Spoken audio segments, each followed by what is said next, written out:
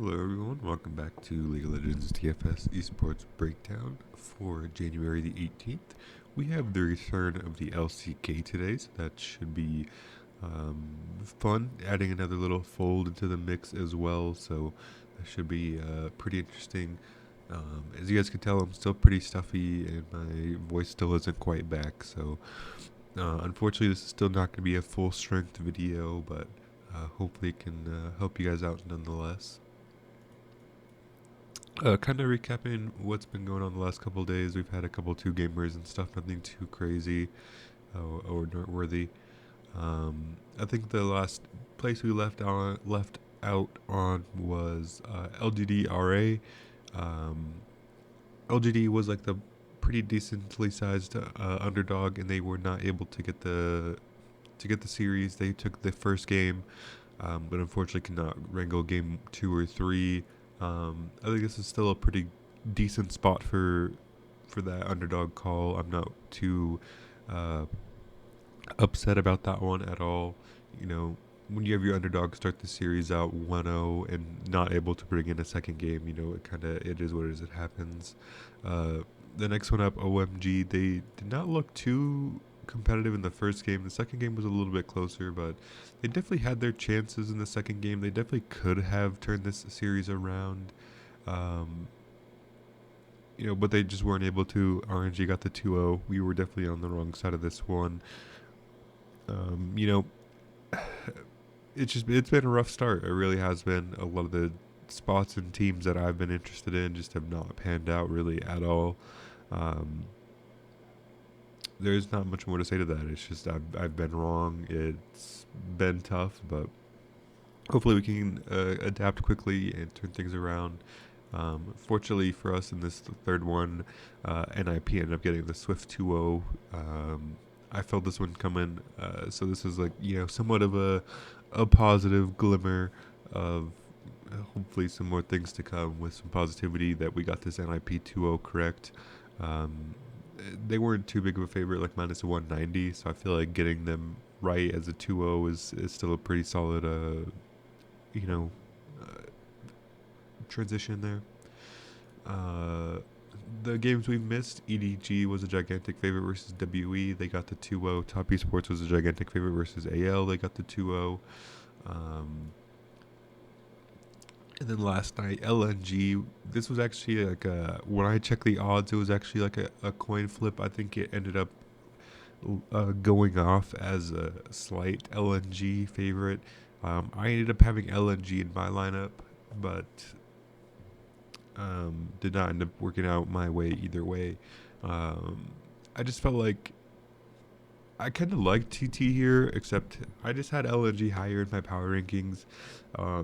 So for both of these teams' first game of the year, I'm just gonna default go to my power rankings and how I think these teams will end up playing throughout the year.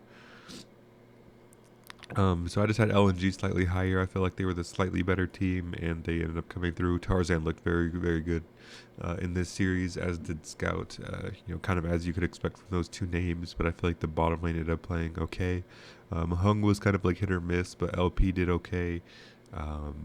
Actually, LP did really bad in this first game. I remember him inting away some pretty terrible deaths in this silver game. But nonetheless, they ended up getting the job done. He redeemed himself with pretty strong play in game 2. This is the big one. IG got the gigantic upset over RNG. I think when I remember checking odds, I think RNG was a minus 1250 or something. Something pretty crazy. I feel like they were minus pretty crazy, like minus 1200, minus. I think they were like past the minus 1000 threshold. And then they ended up losing 2-0 to RNG or to IG. We definitely saw the weaknesses of what can come from this RNG roster here. I feel like we saw what it looks like when Wei isn't on a super carry jungler, and that he tried to make things happen in the bottom lane, but they were not able to pan out. On and Wink played it well enough, and then Dove obviously in this first game at least Dove and You Should Know Me, the IG top laner, they ended up just completely outscaling the other enemy team with the Jax Kassadin, and they gave You Should Know Me the Jax again. It was just a pretty bad draft strategy, I think, from RNG. altogether, but it was still pretty interesting. IG looked pretty good in this series. I'm curious to see how they continue to play. Um, Again, I'm not one that's too crazy high on this RNG roster, but maybe when Angel comes in, it'll be a different story. But for now, I'm still not too in love with this team. Um, so we'll see. But we had the big upset come in finally. So um, yeah, that'll be it. Over in the LCK, we do have the LCK starting up. This will be pretty interesting. Again, I think they even went more towards the anti-gambling stuff this off season. So I don't think the lineups are not going to be confirmed. I don't think even the first lineup is going to be confirmed, despite it being the first series um, coming up. So we're going to still have some question marks when it comes to these lineups. Um, but nonetheless, it should be pretty interesting. I'm pretty excited um, to add the LCK fold. I don't think the LPL has been in crazy state when it comes to pace or kills or anything. So it should be pretty interesting to see this fold added in. I do think LCK is definitely going to be very playable in a lot of these spots. So yeah, we'll start over in the LPL as we do because we do have the lineups confirmed. The first series up is Weibo versus TES, and then we have BLG FPX. So this is a pretty interesting series to start with, Weibo TES. Let's start with the big boy one first. I think these are two probably top 3 teams. I definitely think you could make a case that I think Weibo was 2 and TES is 3 behind JDG, of course. I I'm pretty excited for this one. This is going to be pretty odds dependent, but I'm leaning towards Weibo. I think Weibo were the better team. Um, they didn't look too crazy in their first series. Memory serves. Oh, they have not played yet. I'm thinking of JDG, but uh, Top Esports, they played AL. They made it look pretty easy, but again, that's not a big accomplishment by any means with how bad AL looked. This is gonna be interesting. I'm pretty excited for this one. Again, it's gonna be pretty odds dependent, but I think Weibo is this like a slight favorite here. I'm pretty excited for this Weibo team. I'm gonna be over them on them a good bit. I think everyone will be. They're gonna probably be the second best team in the league. I think. Um, but nonetheless, I'm pretty excited. Maybe there's going to be some hype on the TES side. I'm not sure, but I'm liking the Weibo side a good bit. Um, but let's see. League of Legends tomorrow. That's probably the easiest way. Top Esports is a favorite. Yeah, so I don't agree with that. I think Weibo should be the slight favorite.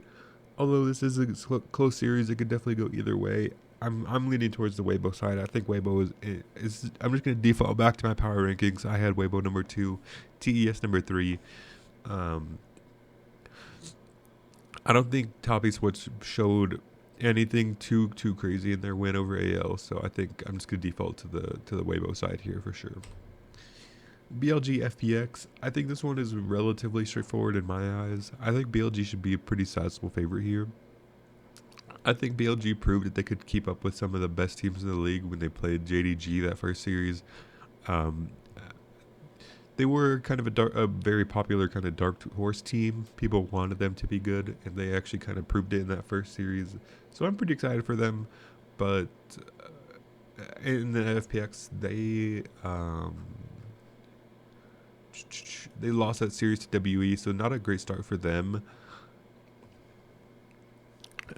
There's not too much to say. I mean, FPX they look decent, but still, they were just a little uninspiring. Especially in that first game, they got completely dumpstered by WE. It's just not the greatest from them. I just think BLG will be a pretty sizable favorite here, and I think that's going to be a build I like a lot. Is BLG with the Weibo side. Take this big favorite BLG, add them up with the underdog Weibo. I think that makes a good bit of sense. But we'll add some of the LCK mix in as well and see what happens. But and the number that comes to my mind is BLG minus 450 or something. and minus 435. So that's like about exactly what I was thinking as well. But this will be pretty interesting for sure. I think I like the BLG side a good bit. I think they get the 2-0 here. But again, this is similar to the spot last night where we have one team who's not played and one team who has in the IG RNG series. The reason I bring that up is because, yeah, BLG looked good in that first series, but maybe it was a little bit of an overperformance, and maybe FPX has played already. I'm crazy, but the concern is that maybe BLG overperformed in that first series, and who knows? Maybe FPX underperformed in that first series. Maybe these two teams are actually closer than they appear.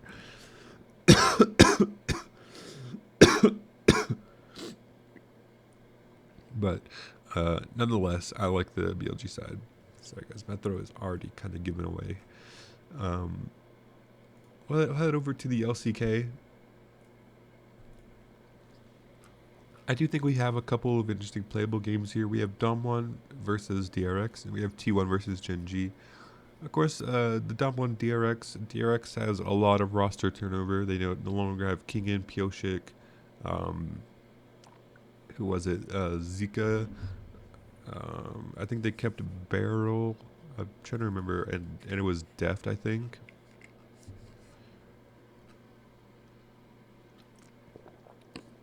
Yeah, Keegan, Zeka, Pioshik, and Deft are the ones who made way. So it's a whole new DRX team that won Worlds last year. That compared to the one that won Worlds. So keep that in mind. Damwon Kia, they just swap out their top laner, but they still going with they bring in Deft, and then they still they have Kellen, Deft, Showmaker, Canyon, and Canna. Honestly, at first glance of these odds, minus 350 Dom1, that just seems pretty crazy to me in my opinion.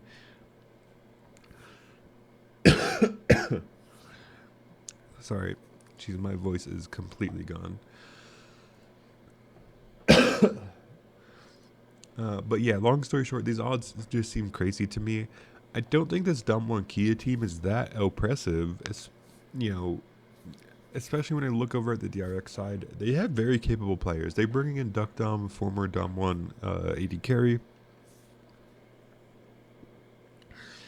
And they have Fate and Croco. I believe that combo is coming over from, Live Sandbox. I believe they both played for LSB. Actually, Fate was on Fate was at LSB a long time ago, actually. KDF recently, and then Croco was with Live Sandbox recently. So different times. But I think those are very capable players. I just find it hard to agree with these odds. I don't think this Dom1 team is that oppressive to justify these odds price. And that's really what it comes down to for me. I would definitely recommend mixing in some DRX. I think this is going to be a pretty close series. I could see it going 2-1 either way. I think you could definitely make a good case that maybe it is 2-1 towards that Dom1 side. But again, I just think if it's going 3, most likely, I'm a lot more willing to look at the that big underdog priced side and go that direction. And I do believe we do know for sure the DRX team. I don't think they do have Croco and Yuhan. So maybe you would just have to leave the jungler position out.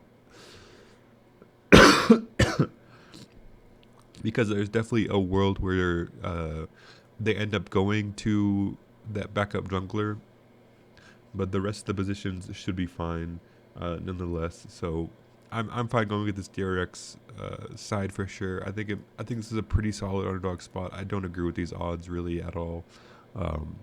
So yeah, that'll be it for that one. The next one up is T1 Gen G. Again, we have T1 minus 350, pretty one-sided in the odds market. But you can kind of see why when it comes to the Gen G roster, they're losing out on Ruler and Lehens. They're adding Pays and Delight. Delight, of course, coming over from Fred at Brion. We know him. And Pays coming up from Gen G Academy.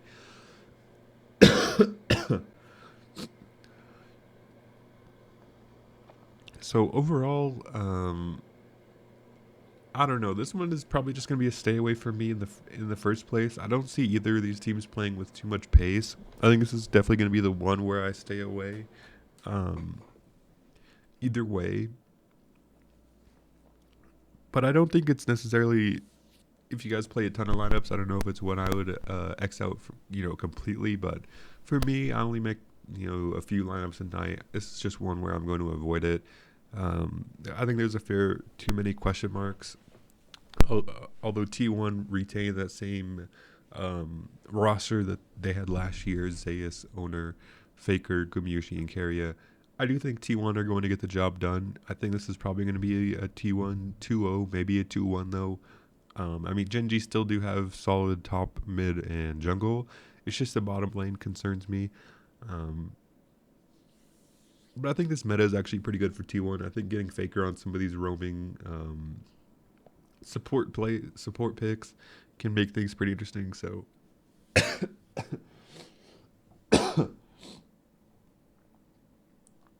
jeez. But yeah, I think T1 just got the job done here. This is going to be, I think, yeah, my second favorite of the slate. The Genji bottom lane is just too much of a concern, and we're gonna need to see something from this team before making, before kind of looking into it a little bit more. So yeah, I think that'll be it. I think when we do look at the activity rate, or I guess kind of the expected activity when it comes to these series, I would say BLG FPX. I would say maybe it's close between those two LPL games, but I think it's definitely those two, and then Dom1 DRX. Although there's not a big gap there, and then it's somewhat of a sizable gap between those three and then T1 Genji. That's why I leave that one off. Um,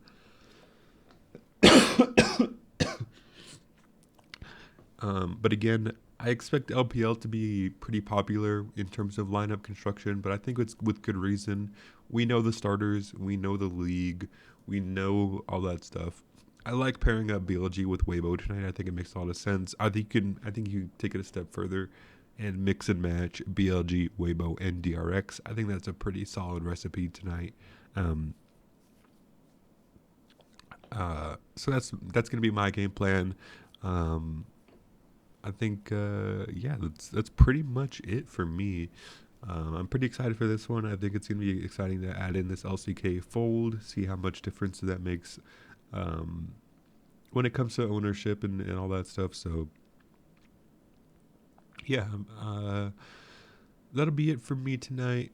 I will see you guys all tomorrow. Sorry for the kind of abrupt video and stuff, but my throat is killing me. I'm still getting, all the way back in the recovery cycle. So thank you guys for understanding, and I will see you guys tomorrow.